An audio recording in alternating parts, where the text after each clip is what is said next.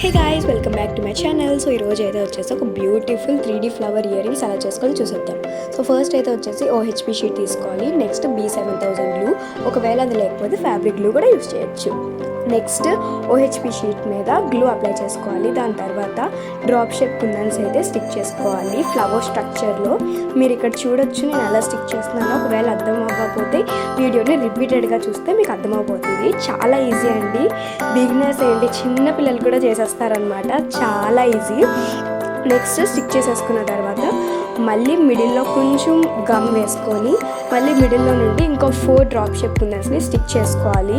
మీరు ఇక్కడ కేర్ఫుల్గా చూస్తే మీకు అర్థమైపోతుంది ఎలా పెట్టానో. మిడిల్లో నుండి చాలా ఈజీ అండి, చాలా ఈజీగా చేసేసుకోవచ్చు. ఎక్కువ మెటీరియల్ కూడా అవసరం లేదు కనీసం ఇయర్ రింగ్స్ చేయడానికి. సో బడ్జెట్ ఫ్రెండ్లీలో అయిపోద్ది. సో నెక్స్ట్ అది స్టిక్ చేసేసుకున్న తర్వాత మిడిల్లో మళ్ళీ కొంచెం గ్లూ వేసుకొని రౌండ్ షేప్ ఉందని పెట్టుకోవాలి. ఫస్ట్ పెద్దది పెట్టాను, నాకు నచ్చలేదు, అందుకే మళ్ళీ చిన్నది పెట్టాను అనమాట. సో ఇప్పుడు ఇది డ్రై అయిన తర్వాత కట్ చేసుకుందాము. ఓకే గైస్, నేనైతే కట్ చేసేసుకున్నాను, రెండు కూడా చేసేసుకున్నాను అనమాట.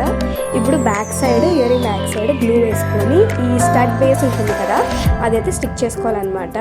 అంతే, అది స్టిక్ చేసుకుంటే అయిపోయింది. అది డ్రై అయిపోయిన తర్వాత మనం నార్మల్గా యూస్ చేసేసుకోవచ్చు. చాలా ఈజీ. మీరు చూడండి ఎంత బాగా వచ్చిందో. సో మీరు కూడా ఖచ్చితంగా ట్రై చేయండి.